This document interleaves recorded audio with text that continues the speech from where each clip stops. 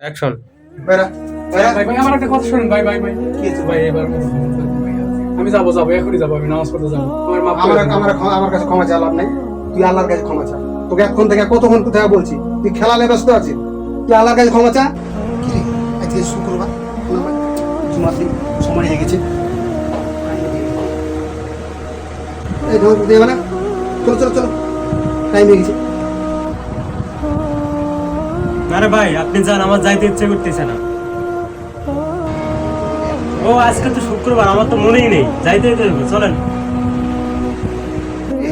আজকে শুক্রবার, নামাজ জুমার দিন, নামাজ পড়তে যাবি না? টাইম হয়ে গেছে, কত বাজে দেখছো? উঠ উঠ। আরে ভাই জান তো আরে আজকে জুমার দিন, সপ্তাহে একটা জুমার দিন। আজকের দিনটা কি আর ফেরত পাবে তুমি? আমরা মুসলমান না? সপ্তাহে একটা জুমার দিন, এই দিনটা চলে গেলে কি আর ফেরত পাবো? আমরা কি মুসলমান না? চলো, তুমি কি মুসলমান না? তুমি কি হিন্দু?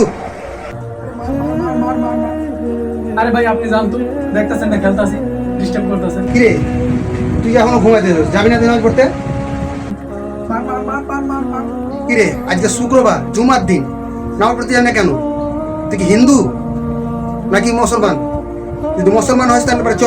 আমার কথা তো ওইও গেল, দেখলি তো, আমার কথা ওইও গেল। তাহলে তুই যাবি না কেন? তুই কি হিন্দু নাকি? হিন্দু হলে কথা তোর আমি নিয়ে যাবো না। তুই যদি মুসলমান হয়ে থাকিস তাহলে তুই এখনই উঠবি। আর যদি না যাইস, তুই আমার রুম থেকে আজকে বাড়ি যাবি। তোর রুমের কয় টাকা, তোর রুম ভাড়া দিয়ে দেবো আমি। তুই রুম থেকে চলে যাবি আজকে। আমি যেহেতু রুম ম্যানেজার, এখানে আমাকে আল্লাহর কাছে কৈফিয়ত দেওয়া লাগবে যে তুই তোর রুমে শুয়েছিল একজন মুসলমান, তুই তাকে জুমার দিনে তার নামাজ পড়তে নিয়ে আসবি। তুই সপ্তাহের এই দিনটাকে আর ফেরত পাবি? যেমন একটা গার্ডিয়ান তার বাপ তার সন্তানের কৈফিয়ত দেওয়া লাগবে আল্লাহর কাছে, ঠিক তেমনি আমাকে এই রুম ম্যানেজার, আমার রুম ম্যানেজার সব আমার রুমমেটের নামাজ পড়তে না গেলে আল্লাহর কাছে কৈফিয়ত দেওয়া লাগবে। তুই এখন যদি নামাজ পড়তে না যাস এখন এ মুহূর্তে, তাহলে তুমি আমার রুমে থাকতে পারবি না। তুই যদি আমার রুমে থাকতে চাস, তাহলে তুই এখনই আমার সাথে নামাজ পড়তে যেতে হবে তোকে। আর নাহলে আল্লাহর কাছে আমি দোয়া করবো যে না, আল্লাহ তোর ব্যবস্থা নেই। আর আমি যতটুকু চেষ্টা করার করছি। কি রে ভাই, তো কথাগুলো ঠিকই বলছে। আজকে একটা শুক্রবারের দিন, অর্থাৎ গরিবের হজের দিন। আজকে যদি আমরা বসে থাকি এই রুমের মধ্যে, সবাই যদি একসঙ্গে বসে থাকি, আমরা তিনটে বন্ধু যদি নামাজ পড়তে না যাই, তাহলে এটা কেমন হয়? আল্লাহ তাআলা তো জীবনে আমাদেরকে ক্ষমা করবো না। হাদিসে আছে যে ব্যক্তি 40 দিন নামাজ পড়বে না, একাধার 40 দিন যে ব্যক্তি নামাজ পড়বে না, সে ব্যক্তি কখনোই জান্নাতে যাবে না।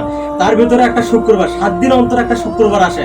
আর এই শুক্রবারে তুই যদি নামাজ পড়তে না যাস, তাহলে কি আল্লাহ তাআলা তো জীবনে তোকে ক্ষমা করবে না। তাই রুমের ভিতরে শুয়ে না থেকে তুই যে গেম খেলতেছিস, গেম খেলে কিছু হবে?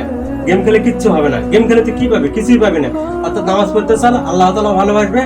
আর বিগত দিনগুলো তো অনেক নামাজ কাজা করছিস, এই রুমে বসে তুই অনেক নামাজ মানে কাজা করছিস, নামাজ পড়তে যাসনি। এগুলো ঠিক না। আল্লাহর কাছে অবশ্যই কৈফিয়ত দিতে হবে। আমাদের হিসাব সর্বপ্রথম কিন্তু নামাজের হিসাবই হবে। তাই নামাজ পড়া কখনোই বাদ দেওয়া যাবে না। তাই আজকে শুক্রবার দিন, আজ থেকে তুই নামাজ শুরু করবি, আজ থেকে তুই নামাজ পড়বি। তাই আমরা 3 বন্ধু, 3 বন্ধুই চলো একসঙ্গে নামাজ পড়তে যাই।